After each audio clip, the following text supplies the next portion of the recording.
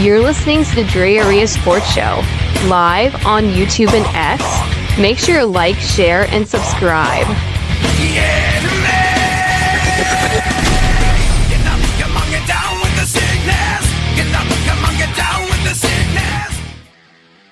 What's going on, you guys? Welcome to the DreArea Sports Show with Drew and Dre. And we are live here on a Wednesday at 2 p.m. Pacific time. And we got a lot of topics we're going to get to today, namely the San Francisco 49ers, Brandon Aiyuk, an update on Nusi Mustapha, some national news when it comes to the NFL, and of course, we're going to be talking about the San Francisco Giants. We're going to be talking about Drew's recent article about Justin Verlander. It looks like his time may be up with San Francisco. Drew, how you doing today? I'm doing good, man. It's great to be with you today on this beautiful Wednesday. We're in the summer, and Justin Verlander still sucks. That has not changed one bit. He's horrible. He's horrible. He's horrible. No. And, I mean, look, we're going to break down last night's game and also talk about the game coming up later today to get you ready for Giants baseball when the Giants take on the Marlins. But last night, Justin Verlander, it had a rough night. You know, Cook and Kipe were like, oh, he's doing pretty good.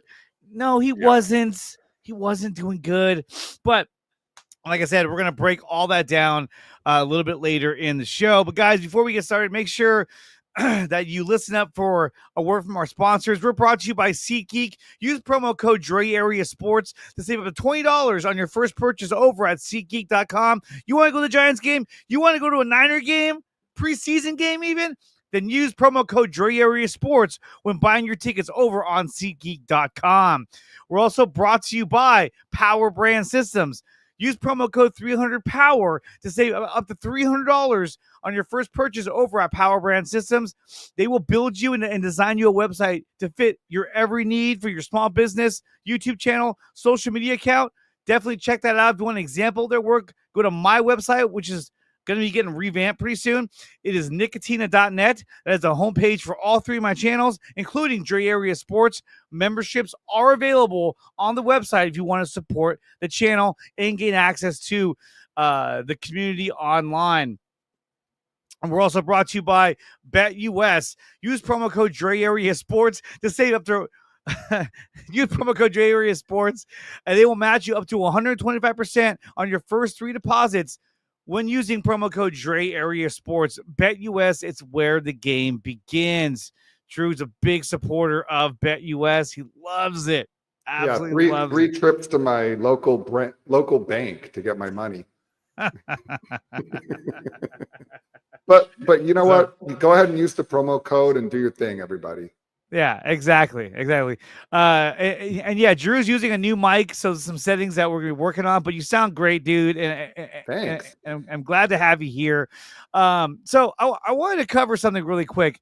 You know what I didn't do is I didn't set up the description on the stream. I'll do that right now. But what I wanted to bring up was there was some national news that I wanted to share with you that I thought, oh my God, should I feel heartbroken? Should I feel something for this guy? I really don't, because it's his own fault. And what am I talking about? I'm talking about Antonio Brown. Aiyuk. Antonio Brown, he is officially broke. It says heartbreaking. Legendary wide receiver, I don't know about legendary. Former wide receiver Antonio Brown is reportedly broke. Despite AB earning up to $100 million in his career, Brown has filed for Chapter 11 bankruptcy. He claimed he had assets of $50,000 or less, and he reportedly owes nearly $3 million to creditors. Awful. I don't think it's awful. This is his own fucking fault. He has no one to blame but himself. I'm just hashtag broke. Hashtag broke. Honestly, I'm not surprised. It all started, everything went to hell in his last few years with the Steelers. And then he came to the Raiders, and that was a nightmare. We've talked about it on the show, how he froze his own feet and he completely isolated himself from everybody in the organization, stole money from the Raiders, came to Tampa Bay, stole money from the Buccaneers, and then took his shirt off and left. And then had all of those issues with domestic violence and obviously is mentally ill. So the way I look at this is that man needs some help now, and big time. He's always needed it. So what's he going to do now? Now maybe he actually has to work like the rest of us. Maybe he should consider coming back to the NFL and playing football, but I don't know. I don't even know if he can at his age. He's too old. No one's going to want him. But I shouldn't say that because I'm sure a team out there is like, let's give him a chance. I mean, I still think there's a team that would take a chance on Terrell Owens. I swear to you, that's the NFL, right? The NFL is like, if you have 1 ounce of anything left in you, we're going to take you. But hashtag no sympathy. I just don't like. I don't have any sympathy for him. He's made his own bed, and now he has to sleep in it. And we've heard this before with other athletes. We've heard this with Antoine Walker from the NBA. Oh yeah, big time. Where these guys, they make it rain for years and years and years, basically in the strip clubs. And it's not just that; there's other factors involved. But it just shows. It makes me feel so thankful that we have a guy like Fred Warner on the 49ers. Like someone that he's such a great citizen in the community, but he's also a great player at the same time. Those guys are just very far and few. Very, very difficult to find. So for Antonio Brown, I just like any other human being on this earth, I wish him the best, but I'm not surprised by this at all. Not at all. And the guy is acting like a complete idiot. He's trolling people all over on social media, and now he's broke. So you know what? Like, if you're gonna troll people, hey, go for it. Have fun. Some of the shit he says, hilarious. I'll even admit that. Like, man, it's just kind of funny. But when you all of a sudden are saying, "Oh, I'm broke," it's like, well, maybe you should have shut the fuck up because now you're out of money, and no one's gonna be helping you out with that. It's like the boy. It's like the boy who cried wolf, right? It's the old fable. You ask for help so many times. You screw up so many times. The 8th time, and that's what it is for Antonio Brown. It's like the 8th or 9th time that something like this has happened. Mm-hmm. People are just not going to reach out anymore. They're not going to support him. And no. I'm almost positive that he's isolated himself from his entire family, from his children, and from anybody that he's known in the NFL circles. So it's like, dude, you're going to end up like Delonte West from the Cavs. Like, he's like a crackhead. He's a freaking what do you call it? He's a transient. He's a transient bum, just wanders around like. And he's like, I played in the NBA. It's really sad though. It really is. When it comes to Delonte West, it's sad. really, really sad because the guy, he was actually a pretty good player. I mean, obviously he wasn't like a superstar, but he was a good player. And his life. Him and Jameer Nelson out of St. Joe's, they were a dynamic duo. He goes to Cleveland. He goes to the Cleveland Cavaliers to play with LeBron James. He's on a team that goes to the NBA Finals in 2007. And then I see a few years ago that he's like a crackhead, like that's on methamphetamine. And it's really sad. So these are the things that can happen to professional athletes if they're not careful with their money and their budgets and their actions. It's sad, dude. It's sad what happens to these guys when they get all this money and they don't know how to take care of it. And not to say that, if I got all this money, I would have no problems. But I'm saying it's a lot of responsibility and it's a lot to throw on people. And a lot of times they just don't know how to respond or answer. So now we're going to switch over to a much more nicer thing than what we just saw, which is Steve Young. This was a video of Steve Young. And he was at BYU at the practice. And look at this guy dropping dimes. Check this out. Oh, look at this. Look at this. Oh. Touchdown. Yay. Oh, look how old he looks now. He's like, oh. That looks like it was staged. That was a great pass. I mean, look at this pass. Yeah, I mean, he looked off the receiver. Yeah. I mean, Steve Young was one of the best to ever. He really was. And, there was a post recently on X where it had the number 8, and it said, what's the first player you think of when you see the number 8? For me, it's Steve Young. And Young was a quarterback that you and I grew up watching. That was the era in which we really grew up in was the Steve Young era. I remember like the ass end of the Montana era. But Steve Young was the majority of my football life growing up was Steve Young. And he was phenomenal. And he was one of the original run and gun type quarterbacks. So him, obviously there was like Randall Cunningham, but Young was crazy. He really evolved. It's a great point you make, Dre. But he really evolved as a passer. And everything changed for me. Everything changed in 94. He had a rough start to the year, and George Seifert benched him in week 4 against the Philadelphia Eagles. Against the Eagles, yeah. In a game that I was at as a kid. I was 11 years old with my dad. They got blown out in that game. And they lost the game 40-8. I'll never forget that score. And he got benched and he got pissed. He got so pissed off that he said, this will never happen to me again in my career. Yeah. And he went out there, and obviously they got Deion Sanders, and they became a juggernaut that year.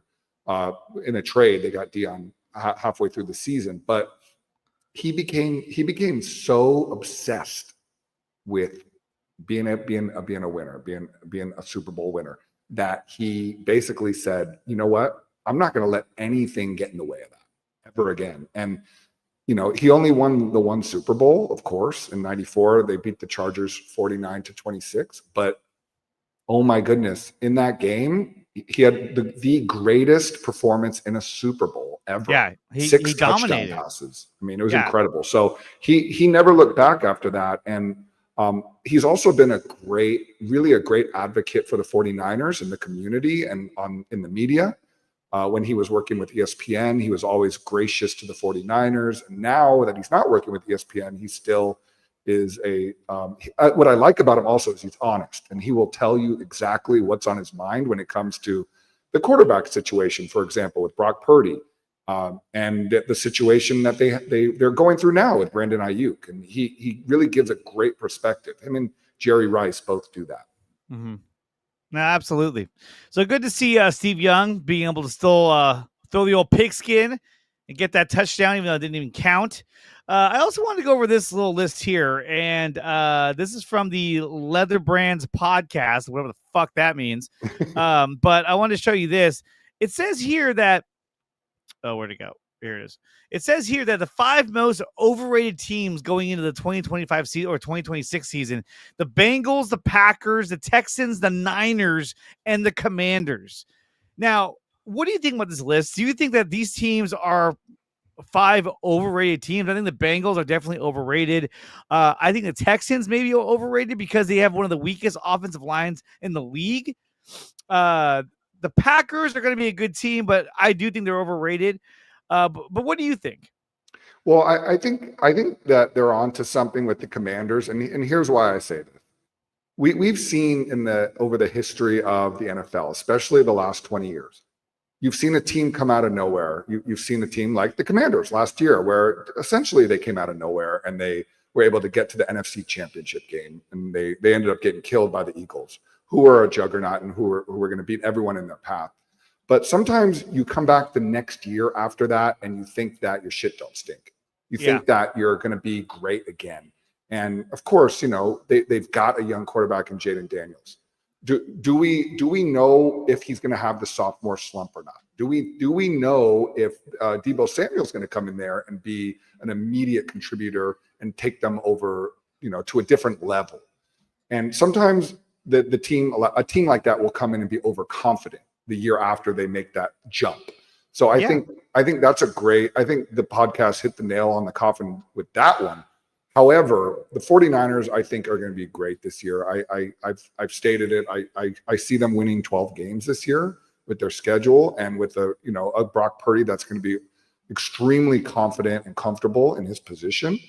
And they've made some improvements on the offensive and defensive side of the football.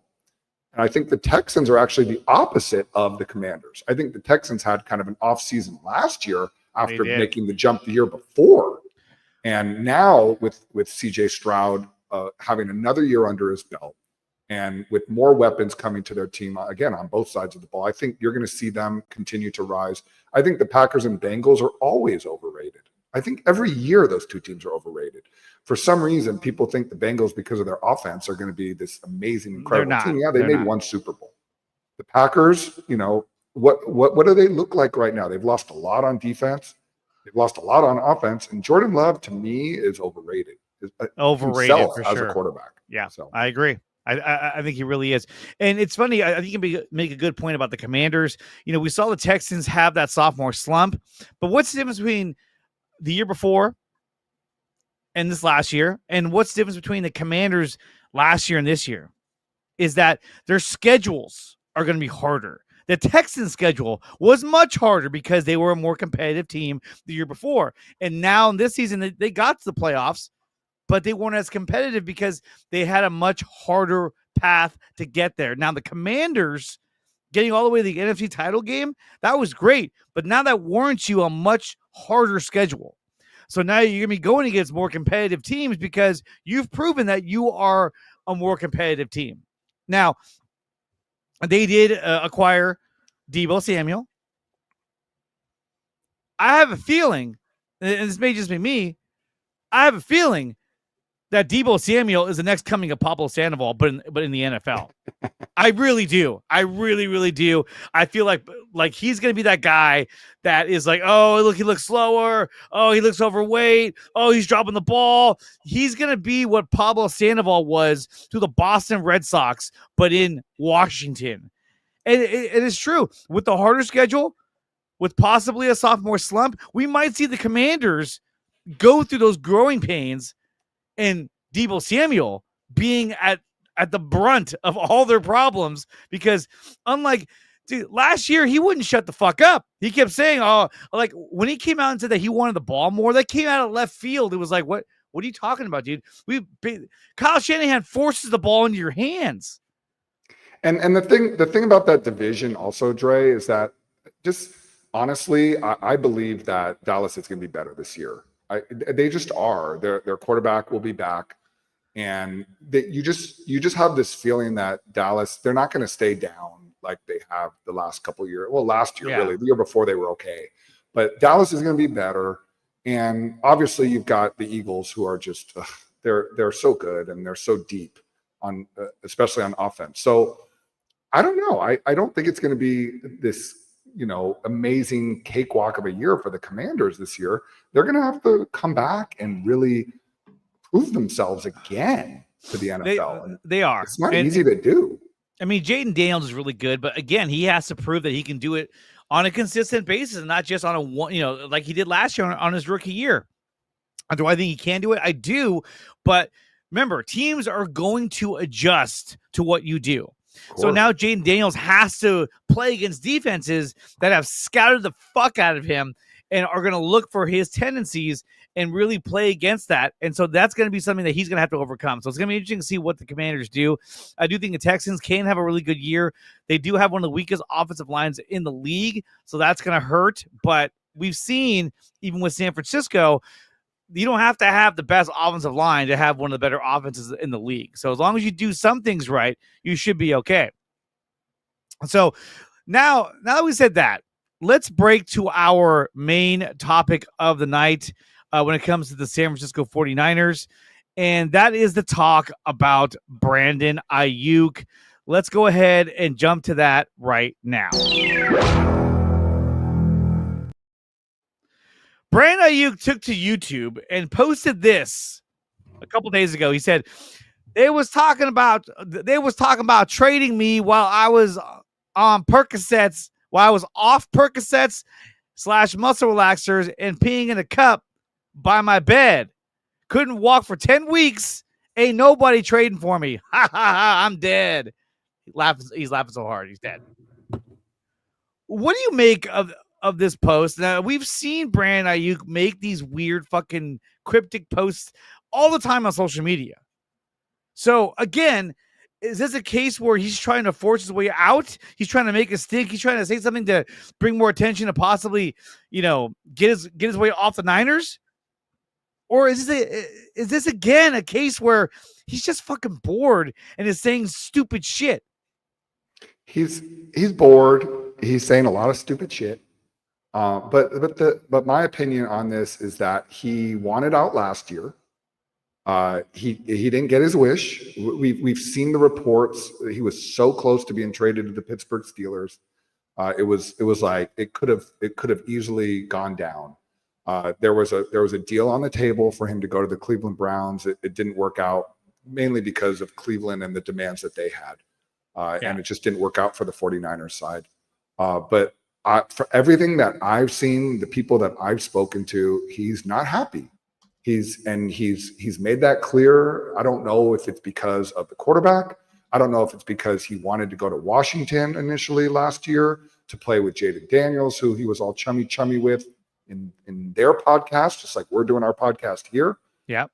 I think he's just for some reason it may stem back to the days, his early days with Kyle Shanahan, right when he was drafted out of Arizona State, when Shanahan was really hard on him and was not happy with his progress, not only with his pass catching, but with his ability to run routes, with his the time and energy that he was putting into studying and being prepared for games and for Kyle Shanahan's offense, and for the lack of receptions and targets that he's received.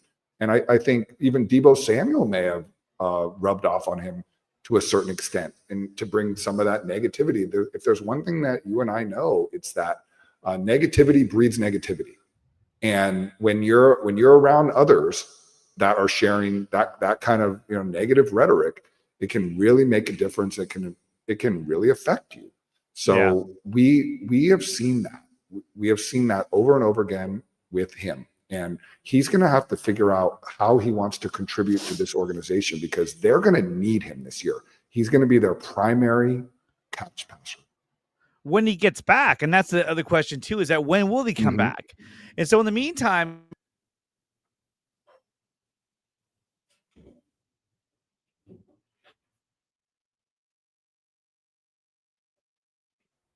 can you hear me now? I hear you. Sorry, I accidentally unplugged my mic. You want me to take over the show? No, I got it. Hey, calm down over there, okay? You can hear me, right? Yeah.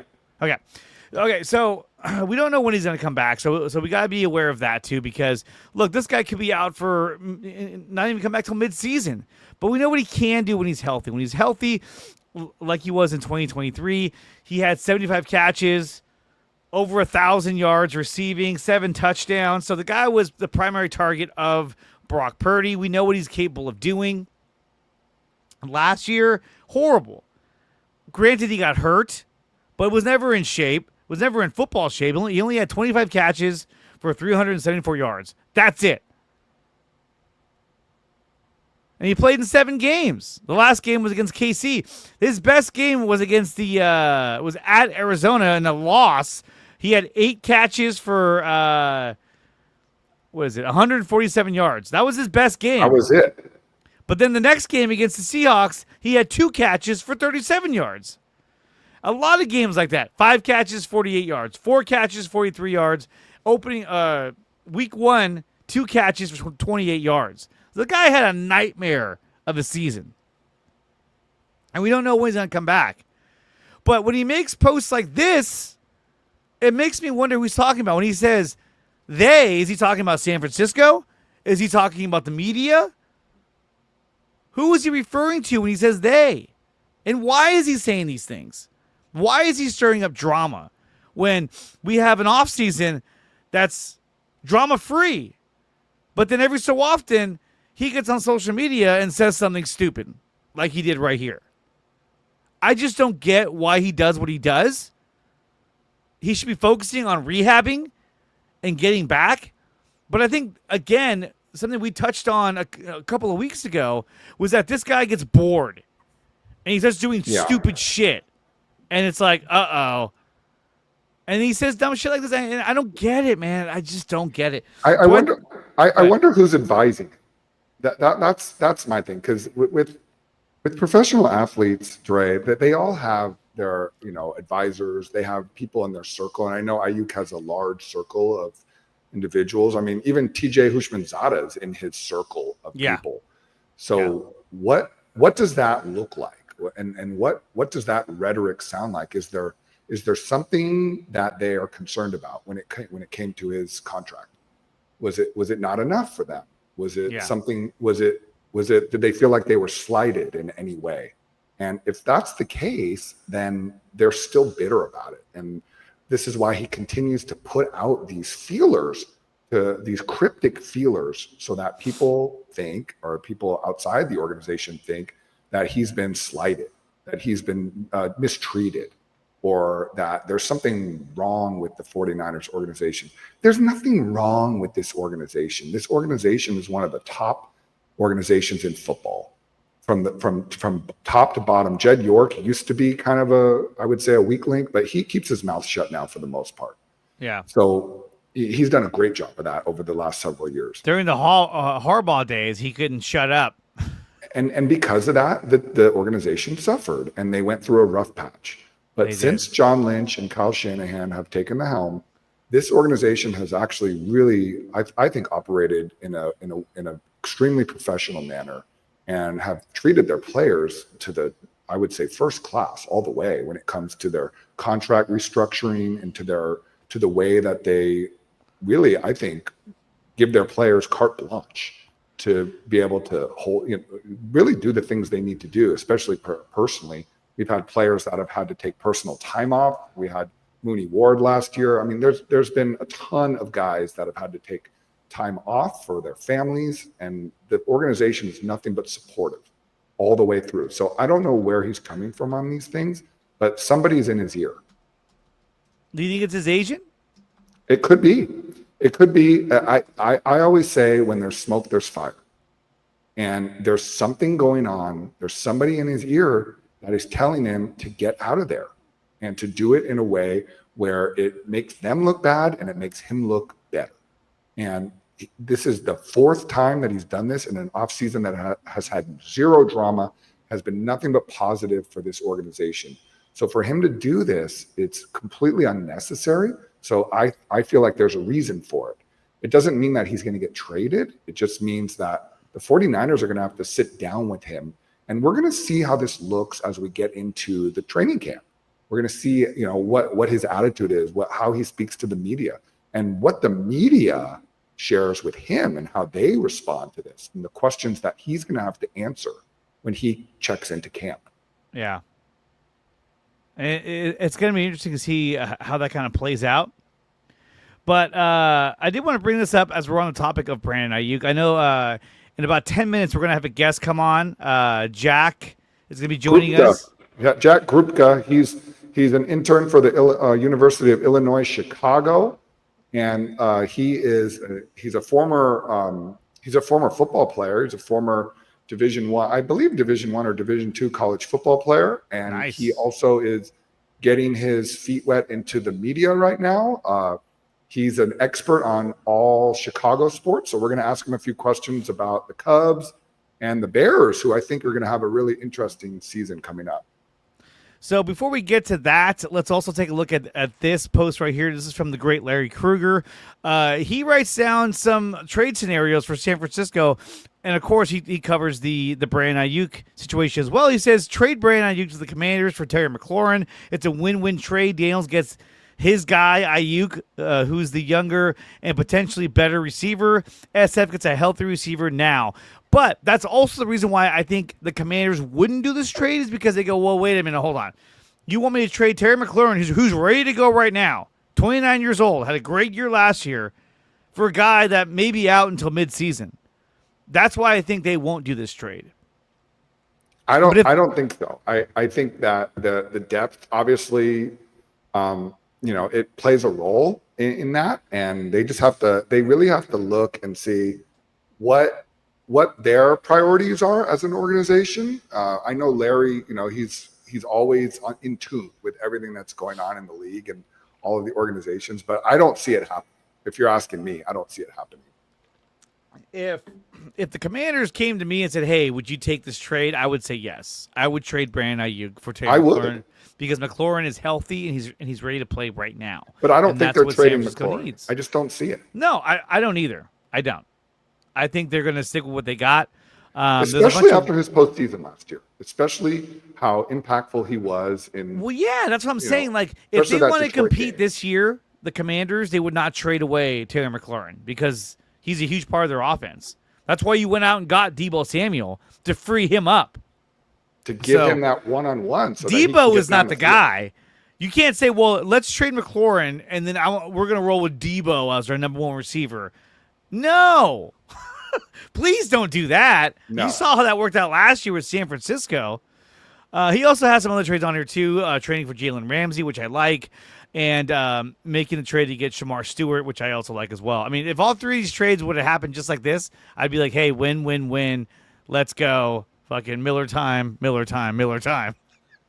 But still, I think that when it comes to Terry McLaurin, I would take him, but I don't see the Commanders making that move because they want to win now.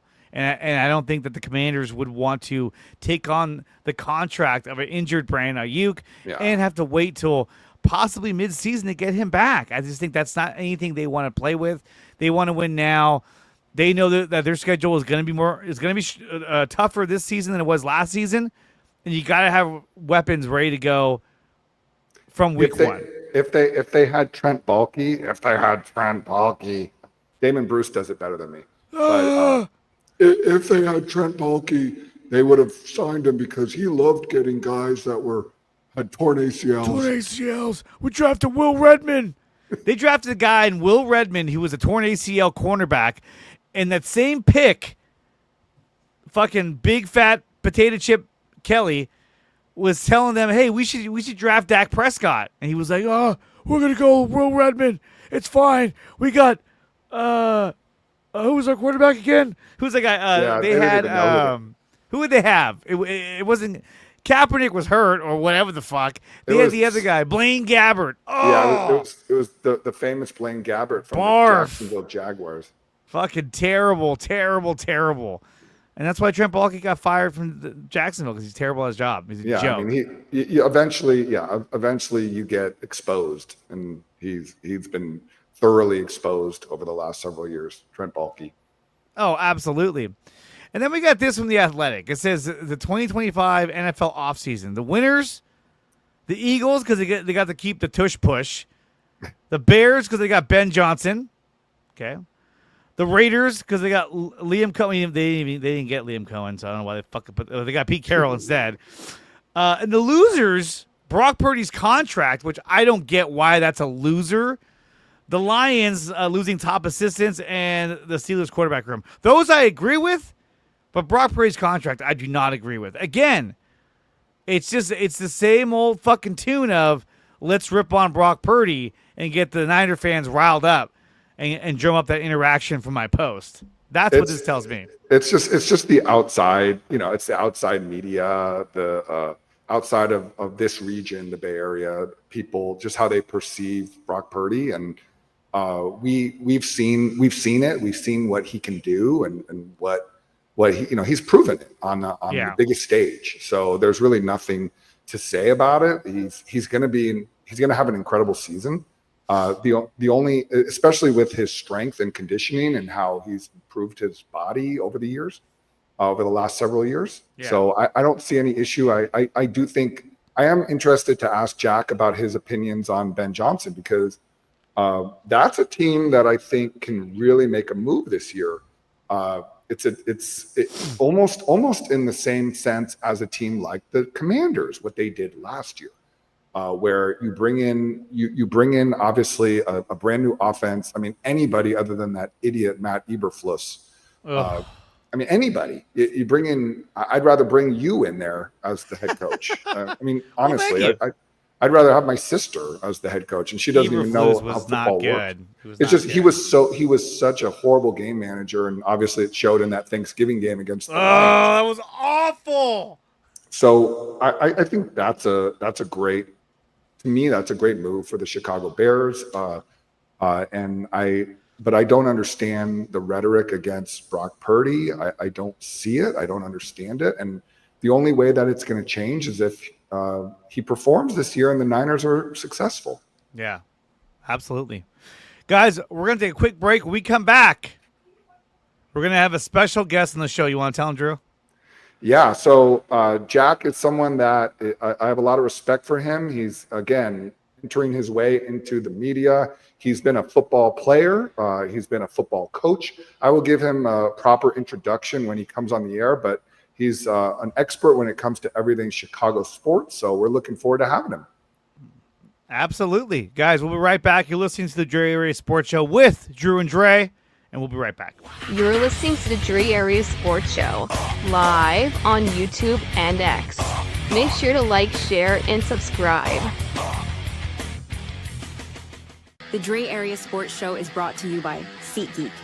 Use promo code DreArea Sports to save $20 on your first purchase at SeatGeek.com.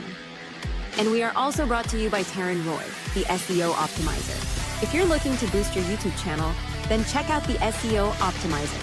Use promo code DreArea Sports to start your free trial today. PowerBrandSystems. If you're looking to build a website for your small business or YouTube channel, then check out PowerBrandSystems. Use promo code 300POWER to save up to $300 on your first purchase at PowerBrandSystems.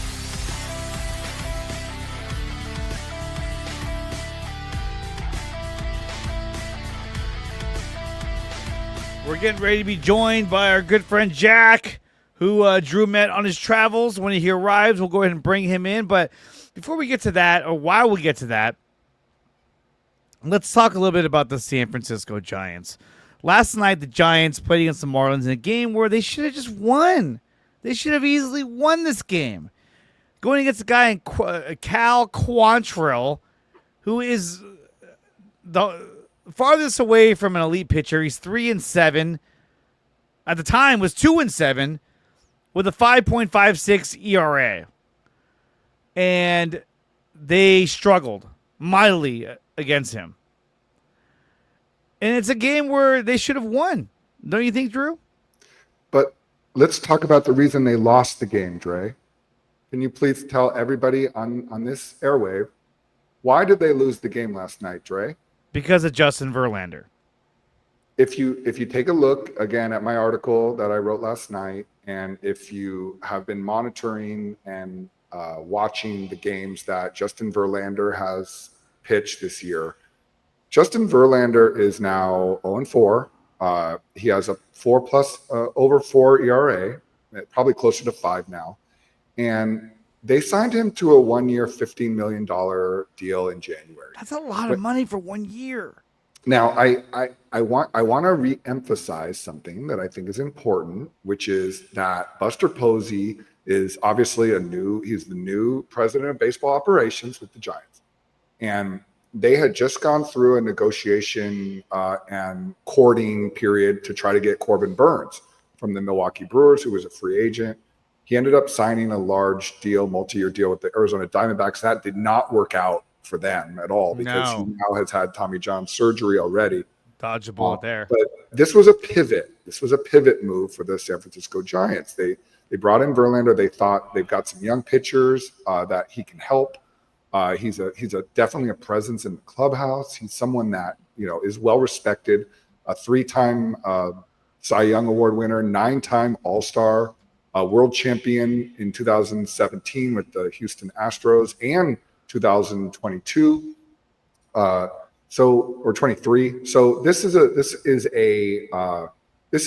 man that he's been through the ups and downs. He's been through injuries, and he's a great, to me, a great player. He was a great player for many years, but he's a Hall of Famer. But here's the big issue. The big issue that I have had with him is that he does not consistently give the Giants a chance. He does not give them the opportunity to be in games. He has given up more runs in the first 3 innings than any other starter on this team. And again, last night in the 2nd inning, he's had issues with these long innings where he can't get out of the inning because he's relying on his fastball and he does not have the off-speed stuff to be able to get these hitters out. It's not sharp. It's not sharp enough. It's not breaking as much as you need, along with the high 90s fastball that he doesn't have. He's throwing about 90, 95 miles an hour. Yeah. And he's putting the Giants in a hole every single time that he pitches. And I don't quite understand it because they had an opportunity last week. He went on paternity leave. He had another baby with Kate Upton. And what happened to him was they gave him another chance. They could have gone to Carson Whisenhunt. They could have easily brought in somebody else. it didn't happen. And I know our guest is here now, but just to put a bow on it, I feel like he should be off this roster. I don't think that absolutely that they can use that spot to be able to bring in one of their young arms that is going to be able to bring them, into this pennant race that they're going to be in, and they're going to need some depth. They've already made some moves this year that I think have been great. I love the Devers move, and I love the fact they optioned Fitzgerald down this week, and Casey Schmidt's looking really great up there at the plate. He's going to be our second baseman once Chapman comes back. But this has to be dealt with, and they need to do it quickly because this is 2 weeks in a row now where he's lost a game at home that they should have won. Absolutely. Guys, let's welcome our guest, Mr. Jack Grupka, and here he is right now. Oh, wait. Maybe he's not. He's not. Oh, wait. I got to do the three-way. There we go. Boom. Hey, Jack, how's it going? I'm good, guys. How you doing? You have a camera, Jack? Unfortunately, I don't know what's going on with my laptop. My camera wasn't working. I was trying to get it to activate here, so that's okay. Bear with me for a moment. I apologize.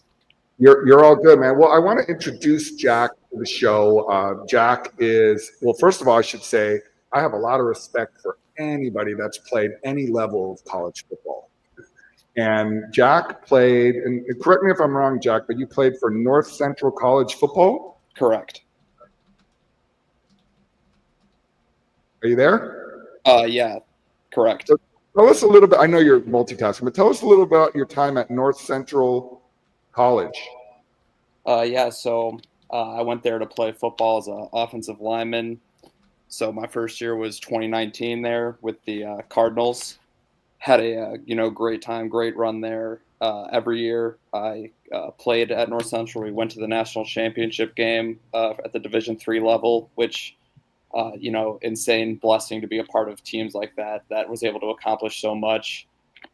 Won the national championship my freshman and senior year. My junior year we lost, and my sophomore year was there was no competition due to COVID.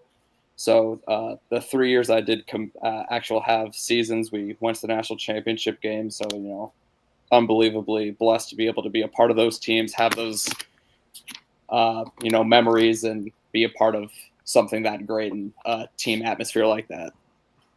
That's so cool, man. It's great to have a former athlete on the show because we talk about these sports, and Dre and I, we talk about these athletes like they're like it's easy. Like the work they're doing is easy, and it's not. Like playing football at any level competitively is extremely difficult. So I want to ask you real quick before we get into the Bears and the Cubs.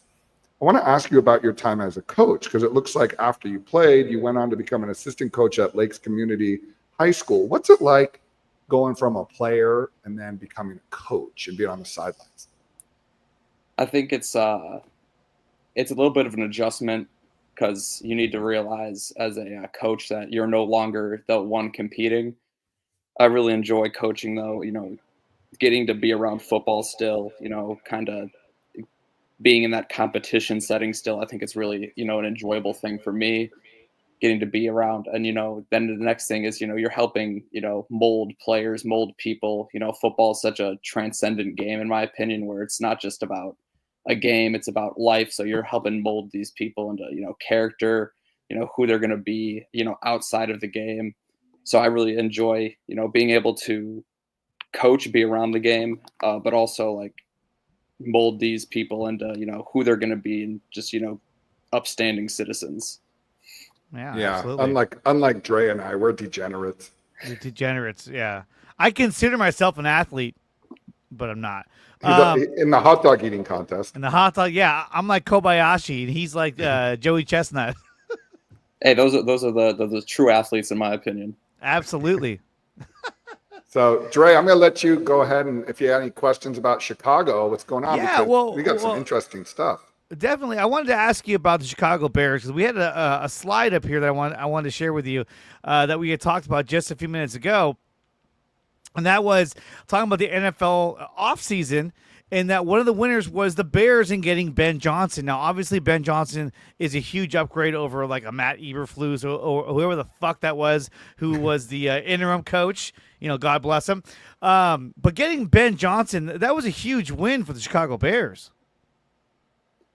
Yeah, I mean, just watching him in Detroit, in division, just cook up plays against the Bears was kind of difficult to watch. Then, with Eberflus and the interim guy name was Thomas Brown. I don't blame you for not knowing that. But, I remember him on the sideline against the Niners when we whooped their ass, and then all the Niner fans were like, "We're back!" And then they proceeded to play like shit the rest of the season. But go ahead. Yeah, it just Ben. It's just what you hear coming out of Lake Forest, where House Hall is for the Bears. Just the amount of attention to detail that they have compared to previous regimes. It's the off season, so a big running joke, at least in the NFL, is the Bears are the off-season champions every year. Every year the Bears fans say that the team's back. It's going to be a great year. Then the team falls, stumbles out of the gate like always. But, you're hearing all these positive reports coming out from, early mini camp and things like that for the Bears. So I think that, Ben Johnson has an insane resume, leading the Lions offense the past 2 years, having the number one offense in the NFL. So I think, it's hard to not be excited for, that higher. No, absolutely. And they made a lot of changes as well. They've added guys like Joe Thuney and made upgrades to their offensive line. So he's really taken the concept that the Lions have had where you have to have a strong offensive line in order for everything to run more efficiently in both the passing game and in the running game. And it feels like that's what they've done again that's what he's done over in Chicago. Yeah, I think there was just a huge glaring need and it's been a glaring need for the Bears for some time here at the offensive line. So being able to upgrade all three of the interior positions there, I think it can't be understated. Caleb Williams is a rookie last year, had huge expectations and fell a little bit short. I don't think all of that was his fault. That offensive line play last year was pretty rough. And then you hear the stories about the coaching. So I think upgrading that offensive line, being able to establish a bit of a run game will help, which, Ben Johnson's known for. And then, pass protection wise should be significantly better than what it's been. I'm a little bit worried still for the Bears about the left tackle situation. I don't think I think Braxton Jones is below league average left tackle. So I would have liked to see them upgrade there still, but I think taking care of those interior three positions on the offensive line there, it can't be understated how much of an improvement they made there. Absolutely. I mean, getting Jonah Jackson, Joe Thuney, and of course at center, Drew Dahlman, a guy that most Niner fans wanted the Niners to go out and get. And unfortunately, they did not. I don't even think they made an effort to call the guy. But still, that's going to be a huge upgrade for the Bears.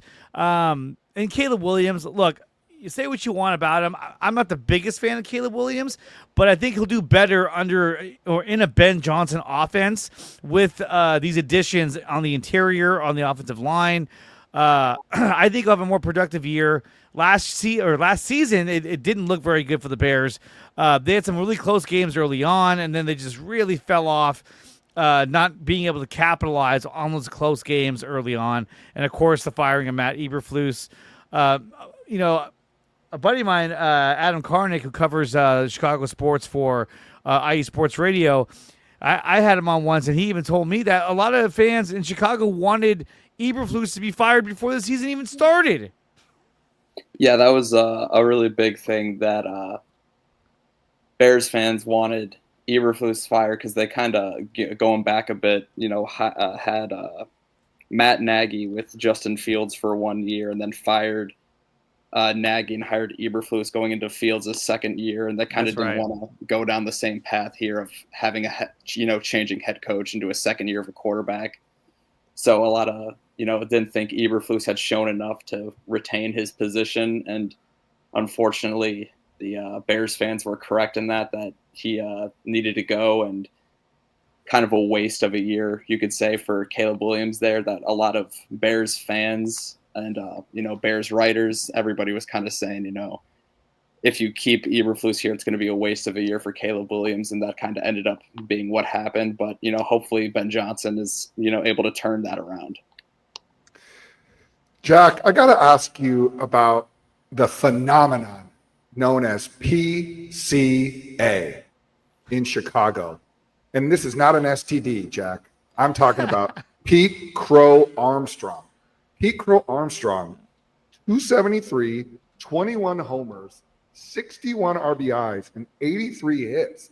And it's not even close to the All-Star break. Who is this guy, and what the hell is going on in Chicago with PCA? I mean, yeah, PCA, he's having a phenomenal year to start so far. I mean, I think we're like right around the halfway point for the MLB season. And I mean, I don't know. You could ask any Cubs fan out there. I don't think anybody really saw this coming from him based off of his, past year or so in the league, just sparing at bats here and there the past couple of years. And I don't think anybody really saw him becoming a power hitter like that he's become this year. I mean, everybody knew the speed was there, the defense was there. I don't think anybody really thought that he was going to be able to hit, 21 homers over the course of 3 years, let alone in half of a season. Yeah. So, I mean, I think, Chicago fans, Cubs fans are really over the moon that they're able to, get that production out of Pete Crow Armstrong there. And I mean, I don't know, for guys that don't know, they got him from the Mets in the Javi Baez trade. Yep. So I think, a lot of Cubs fans were sad to see Javi go. He was a really big, kind of like a legend with the Cubs. Cubs fans loved him. But yeah, I think now you're looking back on it, they're really happy that they made that trade. Yeah, and the thing about PCA for the Cubs is that he's brought them a whole new dimension. Not only with the speed and with the way he's able to just bring excitement back to Wrigley Field, but as you know, Dre, I was over in Chicago last week or a couple weeks ago when I met Jack, and I went to the White Sox game is where I met Jack, and then I was at the Cubs game, and I really noticed a difference from the last time I was in Chicago with the excitement level at Wrigley. What are your expectations for the second half of the Cubs? They're in first place right now.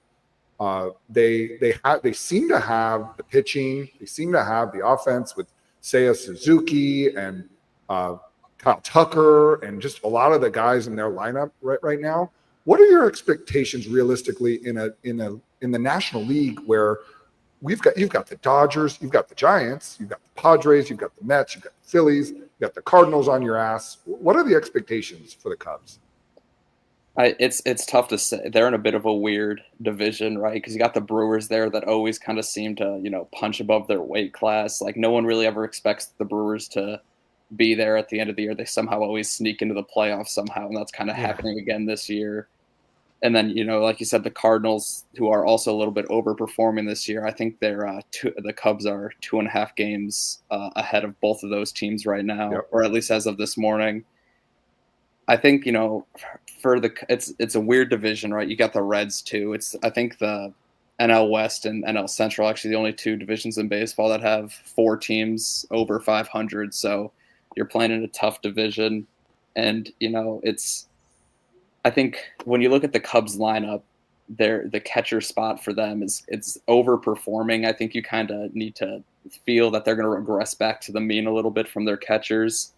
And the bullpen at the start of the year for the Cubs was awful, and then for the past month and a half, it's been phenomenal. So once again, you kind of regress back to the mean where the bullpen's probably gonna start pitching a little bit worse.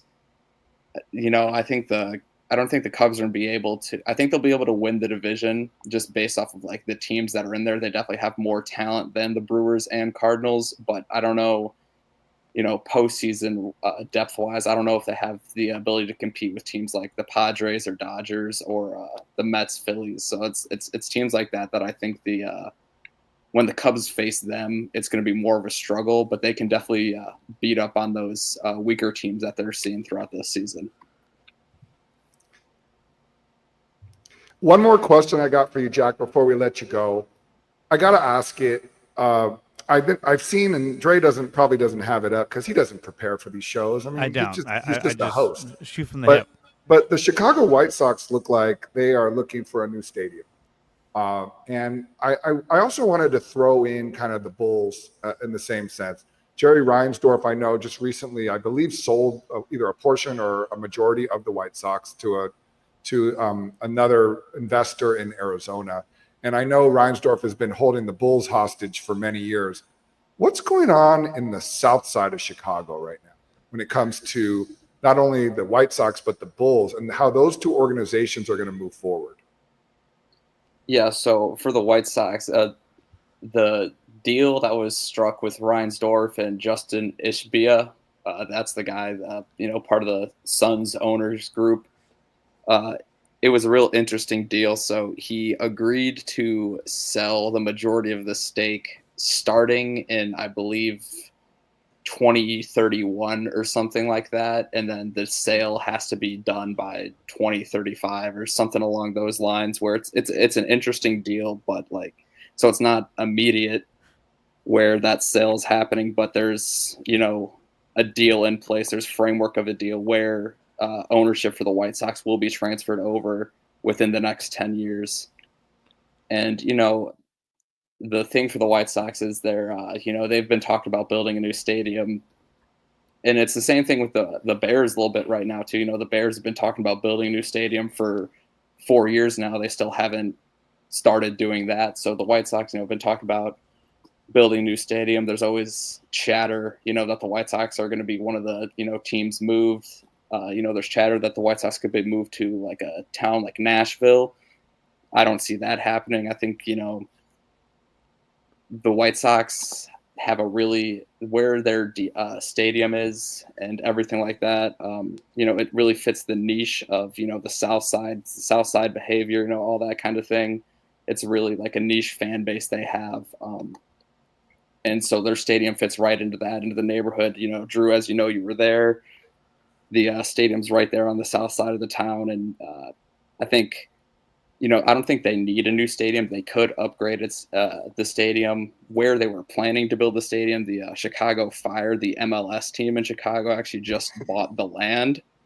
So we'll see what goes on there. And then, for the Bulls, I don't think the Reinsdorf family will ever sell the Bulls. Actually, Jerry Reinsdorf's son, Michael, is the controlling owner of the Bulls, whereas Jerry is of the White Sox. So I don't think they'll ever change with the Bulls. The Bulls just need a star player so badly. Ever since Derrick Rose got hurt and Jimmy Butler for 2 seasons, basically in the mid 2010s, they've been really desperate trying to find a guy. They tried to make Zach LaVine that guy, and no, he's not. He never was, and so they're just desperate. NBA drafts.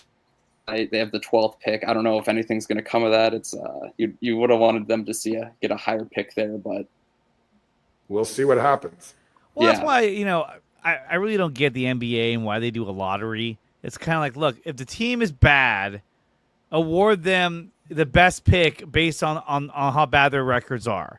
Let's not do a lottery where it has a chance to be rigged. And so to me, the whole lottery thing is stupid. It should all just be based on how bad you were the year before. But let me ask you, are you more of a South Side guy, or are you more like, the North Side with the Cubs and all that? Yeah, so I am more of a South Side guy. I grew up a White Sox fan. I keep track on both teams, though.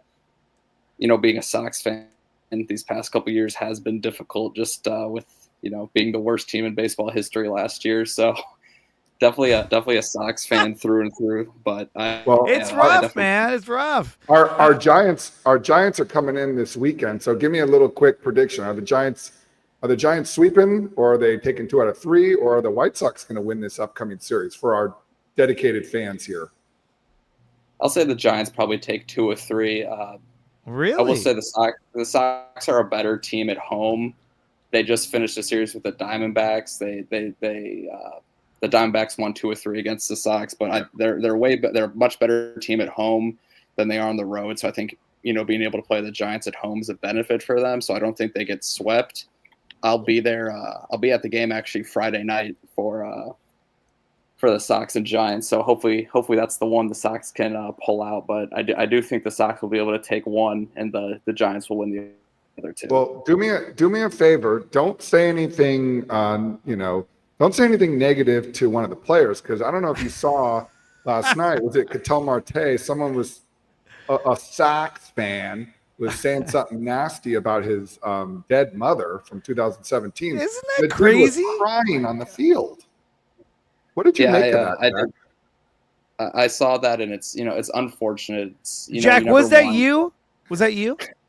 It was not me. It was not me. Oh. I will clear the air there. That was not me. But I hate seeing that, and it's the tough part of sports where fans take it too far. It's not that serious where you need to bring something personal like that into it. And thankfully the White Sox and the MLB have banned that fan from all MLB stadiums. And from what I saw, Banned for life.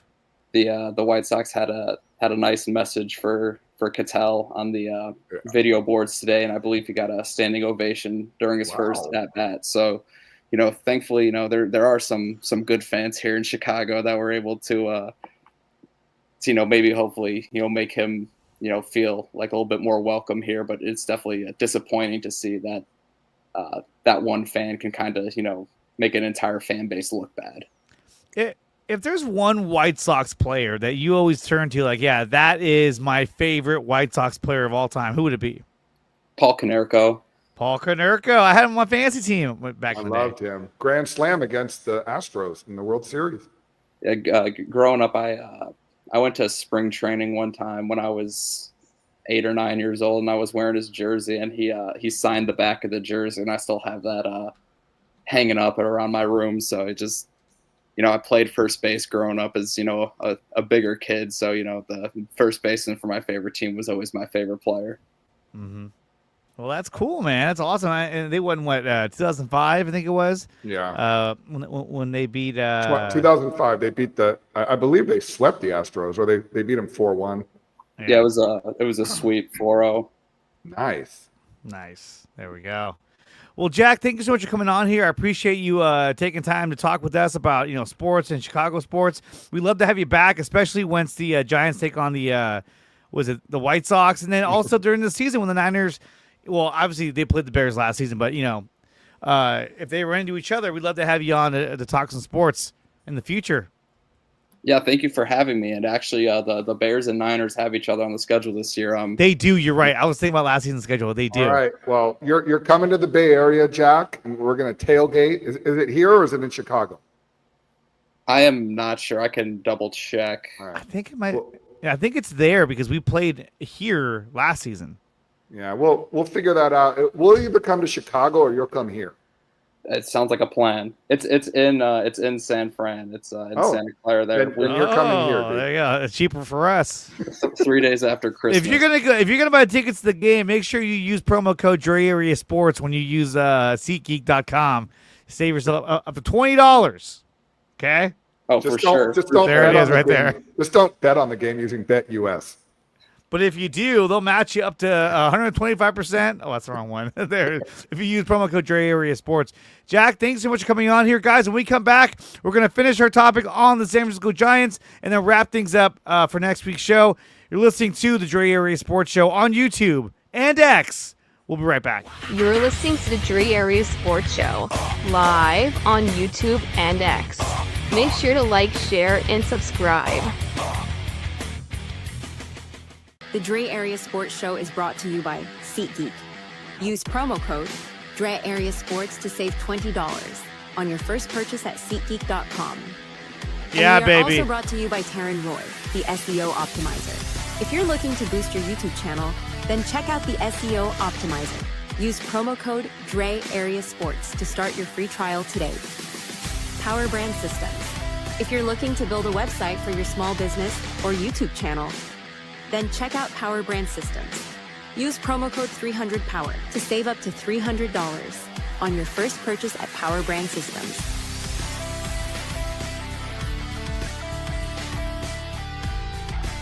We got an interesting stat about Justin Verlander that you just have to check this out. Okay, so check this out. Verlander is you know what? I gotta share the screen first. That would probably help. Here it is. Verlander, the most consecutive starts to begin the season without a win in Giants franchise history. Jesse Burkett probably hates the fact that that was his record. It's on the line because in 12 starts, Verlander has not gotten a win. This is a guy, like you were saying, a former a Cy Young Award winner, World Series champion. But here's the thing I don't like, and I this is with all due respect to my beloved Kruk and Kite, who I think are probably one of the best duo broadcast partners of all time. They are sucking this guy off like they're prostitutes in Vegas. like I don't know why. It's pretty bad. I don't know why. But they're homers. That's what they do. They know, support our guys. They need to be a little more realistic about the situation here. This guy is done. He's toast. He is not able to get big league hitters out anymore. So I was listening to the post-game show last night, of course, and Verlander is getting questioned about how he doesn't have a win yet. And what does he say? Oh, it was another tough outing. We were able to get through 5, and the guys, they gave it a good run, but we just didn't quite get it done.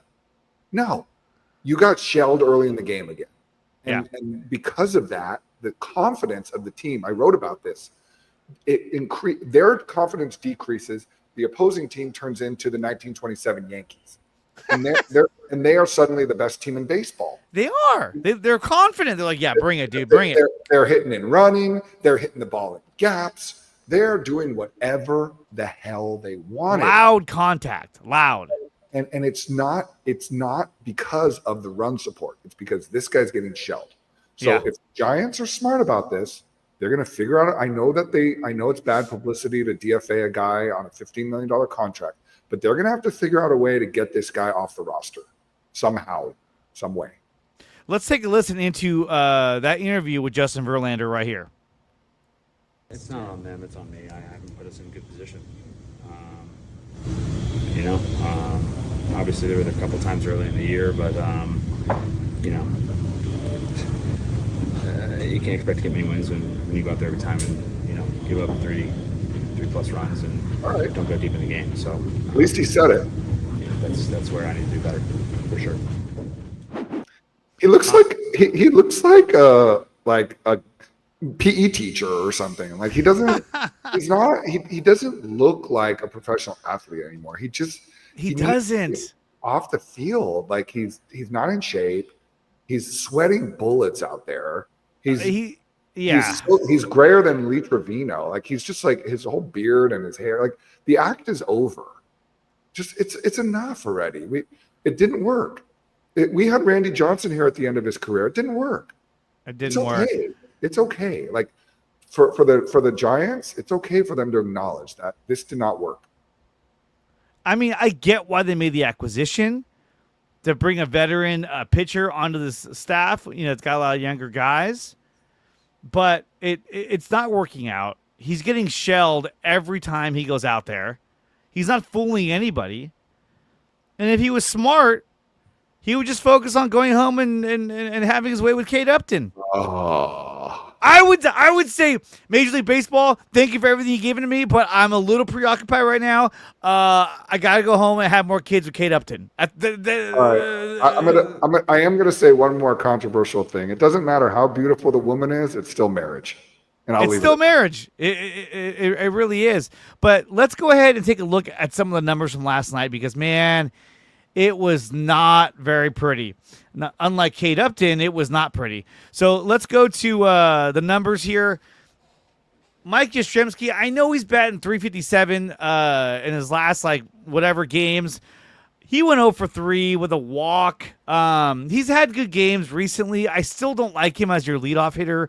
I don't think he's a pure leadoff hitter. Jung-Ho Lee is falling off the map. I don't know what has happened to him. They've completely removed him from not only the 3-hole, but from possibly being our leadoff hitter. Now he's batting farther down the lineup, and he went 0 for 3. It's not enough, Dre. It's not enough. Not enough. And they've got to, what they have to do now is that the dust has settled a little bit on the Devers deal. And yeah, he's comfortable, but he's just a hitter. He's a one guy. He's not going to be able to carry the team on a nightly basis. So tonight, the positives. Let's take a look at the positives because we haven't thought about any of those today. We got Logan Webb on the mound. We got a game where the Giants, Logan Webb has been fantastic this Fantastic. season. Done a great job of keeping the Giants, not only keeping the Giants in games, but getting off to great starts. High strikeout volume, really great. He's missing a lot of bats this year. He's got great stuff. He's got great command. So I'm super thrilled and happy with Logan Webb. So I expect the Giants to win tonight. What I'm concerned about moving forward again is, we have our series against the White Sox this weekend. We should be able to get some wins. I'm concerned about the games against the division. We've got to do better against our division. Absolutely. Got 4 against the Diamondbacks next week. I'll be in Arizona at that series with your father-in-law. Oh, I know. Don't you feel sorry for me and your brother? But we will be at either 3 or 4 of those games, and I'll be joining you from Arizona next week. And nice. I think the Giants really need to focus on those 4 games, and they need to figure out what they're going to do with their lineup because they have Casey Schmidt. They have, again, they've got guys that I feel like that should be performing that are not. You've got a guy like Ramos who's been awesome. Devers is going to do his thing. What about Jung-Hoo Lee? What about Willie Adames? Comes up again last night in the 9th inning and can't get it done. Strikes out looking. You just the whole game. Can't do that. He came up with a runner at second. He popped up to right field. It was like he has to be better. And so there's still a lot of question marks with the offense. I feel like if we can get Verlander off this roster, the pitching's going to continue to flourish. But keep tabs on the Giants this next week. This is a big week for this team because they've got five games in a row now that they really need to win against 2 against the Marlins and 3 against the White Sox. Yeah, and they need to mop up. It's time to start mopping up. They got to do something. I mean, look. When you look at Elliot Ramos, last month the guy was on fire. He batted .347 with 6 home runs and 18 RBIs. The Giants found a lot of success. So far in this month of June, he's only batting .269, but he still has 3 home runs and 14 RBIs. He's arguably been their best player. And I think that he's flourished since getting Rafael Devers on the team as well. He's had better at-bats. He's protected. And Devers, I know they moved him into the 2-hole because that's where he was batting with Boston. And that I'm okay with. But the problem is that Yastrzemski can't get on base consistently. So now Rafi Devers is coming up with nobody on base ahead of him. So now it's like, well, I don't got to pitch to you. I can just pitch around you and then just go after Ramos, who's been making him pay. But still, you got to have a legitimate leadoff hitter. Jung-Hoo Lee has not been able to be that leadoff hitter for some reason, and they don't even want to give him a chance. I don't like the way that the roster, the lineup is being used on a daily basis. I think it's weird. They don't have the players don't have their normal spots in the lineup. They're constantly shuffling the lineup around and moving guys around. I love Wilmer Flores, but I don't think he's a number 5 hitter. I think he bats lower. He bats like 6, 7, 8. He's down there, like where Casey Schmidt is at. Casey Schmidt is hitting the ball like crazy. Get him up there.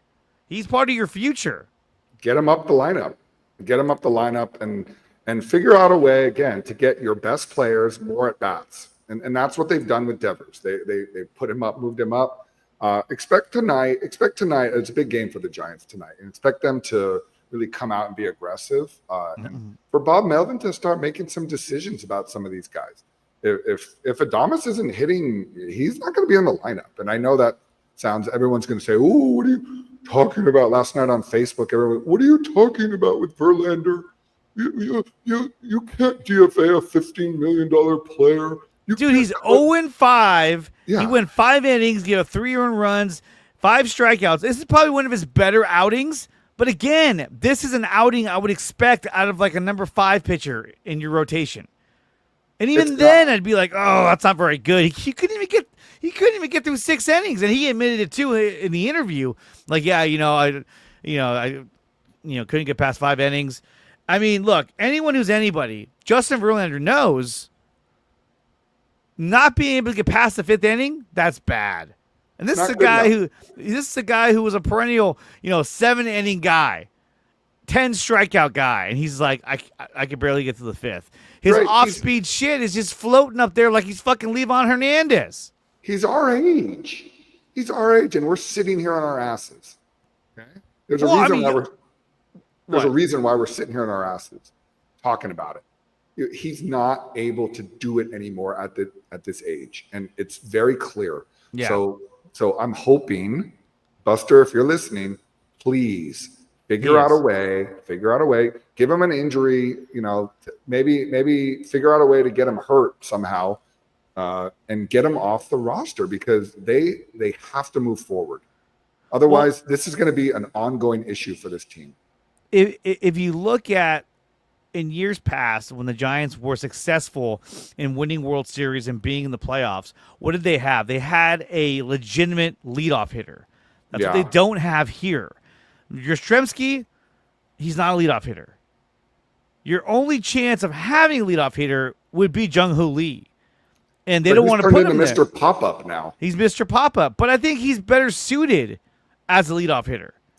So now the question becomes, where do you fill in the needs of the team? Do you look for an outfielder? Do you look for a first baseman? Do you look for a second baseman? Or do you look for a leadoff hitter that is possibly an outfielder, a second baseman, or wherever? Where do you look to try to repair this offense if you're Buster Posey? I think Bryce Eldridge has to come up. Absolutely. I think that is something that you're going to see this year. I think you'll see him. It may not be before the All-Star break, but it's coming. And you have to think that a young kid with not only the speed and power that he has is going to make a huge difference on this team. And then they may have to look at leadoff hitters. They may have to look at guys with more speed. The guy, what was his last name for the Marlins last night? Xavier something. He was good. Where is it? Xavier Edwards. Yeah, 2 for 4, had an RBI and a walk. He was on base. And he 3 had times. He had that nice hit down the left field line. He had 5 hits against the Giants in a game in Florida. He was killing them. Absolutely killing them. Go get that guy. Go get that guy. And give up somebody if you have to in the process. I hate to say this. Give up Wilmer Flores. I know everybody loves Wilmer Flores, but he may not fit now. He's old. He may not fit with this team anymore. And the fact that he did have such a great first half of the season, that could end up playing a huge role in him having value to move. But the other problem, too, you have is that catcher, Patrick Bailey, 0 for 3. Oh, my God. He looked awful last night. He just looks unbalanced. And at the same time, Willie Adames, I'm sorry, when he swings the bat, it looks like he's just fucking flailing at the ball. Like, it doesn't look like a balanced swing, an accurate, bat on ball, get it with the barrel. It just seems like he's just flailing at the ball.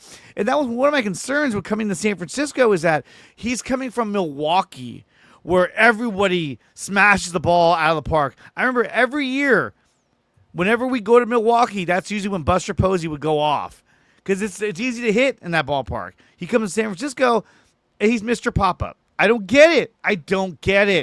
And it was another, I understand why the Giants did it, but this is why you have to be careful when you bring in free agents.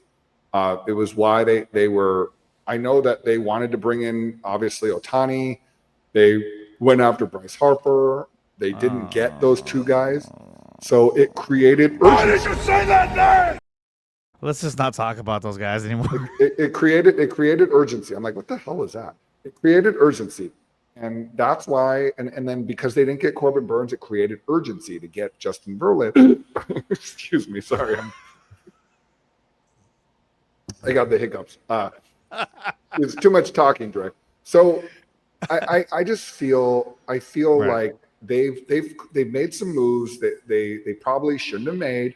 But the bottom line is that this team is only 3.5 games or 4.5 games out of the division, and they're still comfortably in the wild card position. So figure out how to utilize the talent that we have on the field and make it happen.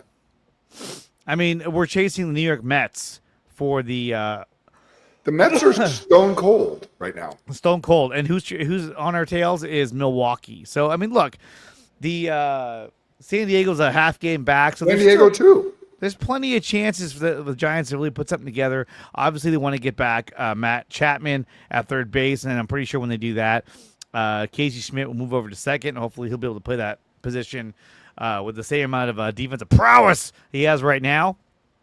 But the Giants have some holes. I mean, like, look, I love Koss. He hit a home run. That's great. But he can't hit. The guy is not a hitter. He's a defensive specialist at this point. You want to even call him that. But he's good. He's good in the meantime until we get Chapman back and Schmidt can move over to second. But Patrick Bailey's got to figure it out. I mean, I think this is it for Bailey. If he can't figure it out this season, they may look to replace that position with somebody else. It's definitely not going to be Kinzer or the other guy. No, they're gonna have to go get somebody. Yeah, I mean, they already got rid of Sam Huff. That guy didn't have a chance. They're like, fuck, get rid of him. Not that I'm advocating for him as well. And Gerard Encarnacion, he's hurt, but I mean, he's a Darren Ruff. It's like if he gets a hold of one, he'll knock one out, but that's about it. So the Giants have a lot of holes. Getting Rafi Devers helps a lot because you can see when they get to the 2, 3, 4 hitters, especially 2 and 3. The offense looks alive. Oh, yeah. It's the leadoff needs to be somebody who can get on base. And look at Rafi Devers. What did he do? He got a base hit. Like, he got on base. You know what I mean? He ran one out. He legged one out. And why the fuck Matt Williams sent him to get thrown out at home plate? He sent him because he sensed that the team was not offensively in tune last night. So you take a risk. You take an unnecessary risk with Pablo Sandoval, number 2, coming around third base. Yeah, I mean, he's not the fastest guy. That's why I was like, why did you send Rafi Devers? And I know that the Marlins probably aren't the best defensive outfield in the league, but still, like, come on, that's a major league player out there. He's going to throw his big ass out. And he did. And that really fucked the whole game over right there, amongst other things. So the Giants really got to figure it out. They really need to look at what the Boston Red Sox did in terms of like grinding out at bats. That's what this team needs to be. They need to start grinding out at bats. I don't know how many times I watched them come up there, first pitch swing, popped them up. Yeah. Jung-Hoo Lee popped them up. Like, oh, you fuck. Just take some pitches, work the count, put pressure on the pitchers. They got to do more. And right now, they have a golden opportunity to make a lot of noise in this season, especially with their pitching staff, with their bullpen. And that's another thing I want to bring up. Ryan Walker. He's got to go. He's got to go. If he has an option, I would opt him. He's got to figure it out. Right now, he's a mess. He's a head case. So they've got to figure out. Like I said, they have to figure out the talent that they have on the field. But these next 5 games are huge for this team. They need to go 4-1 because they have to get back to over 10 games over 500 and show going into that series against Arizona that they are a contender. Because my worry is that they can fall back again the way that they've been playing, kind of up and down, and their offense goes cold, and then suddenly the pitching is not there. They have to hold it together and get to the All-Star break, which is coming up really soon, July 13th. They got to make one more move. I think All-Star break. If they're going to compete this year in the playoffs, they got to make one more move, and maybe that's getting another big time relief arm. Just to bolster up that bullpen because Ryan Walker isn't there for you this year, and he was a big part of last season. A starter possibly, but I think there's still so many options in AAA that you can go to, and a leadoff hitter. If it's Jung-Hoo Lee, then fucking put him there. Stop lollygagging around, moving him to 5th or 6th or let's bat him 3rd. Just put him at leadoff and fucking leave him there. And let him play. Yeah. And when he doesn't with play, his head. it's like, oh God. And I love Elliot Ramos, but every time I see him leading off, I'm like, oh, here we go. He's not a leadoff hitter. He's not a leadoff hitter. Stop making him one. Stop pretending that he is one. I'd rather see Yastrzemski than Ramos leading off. I mean, come on. Come on. Guys, that's going to do it for the DreArea Sports Show. I want to thank everyone who came out here. I want to thank Jack for coming out and talking to us about the Chicago sports scene. We talked about the Niners. We talked about the Giants. And we'll be back next week for an all-new episode of the DreArea Sports Show with Drew and Dre. Drew, thank you so much for coming out here. I know you're going to be on the road next week. Yeah, heading out to Arizona. Going to be playing some golf, but also watching the Giants in a really big series for them next week, a 4-game set before they head to Sacramento to take on the A's, the Athletics, July 4th weekend, which should be very interesting. Oh, absolutely. Absolutely. So a lot of exciting things coming up for both the Giants and the Niners as we get closer and closer to training camp for the Niners. And the Giants, I think they're really just one more move away from being a real legitimate contender and having a good run in the playoffs. Guys, if you want to support the channel, please do so by joining the Patreon, which is down below in the description. Use that link to become a member of the Patreon and gain access to all of Drew's articles. I post news and updates for the Giants, Warriors, and Niners. And all the videos, all the clips I make off of these streams go onto Patreon first before it gets before it becomes available to the public. So you get early access to content on there as well. Definitely join the Patreon. The link is down below in the description. Or just simply go to Patreon, look up DreArea Sports, and you'll find it right there. Membership tiers start as low as $2 a month. And we appreciate everyone who's already a part of the Patreon over on patreon.com. All right, guys. We will see you guys next week for our all-new episode of DreArea Sports with Drew and Dre. Until then, go Niners, go Giants, and we'll see you guys next time. Peace! Thank you for watching this video. If you want more of this content, then check out some of these recommended videos right here on your screen. Make sure you like, share, and subscribe to the channel. And if you want to support the channel, you can do so by going to my website, which is nicotina.net, and there are memberships available under DreArea Sports.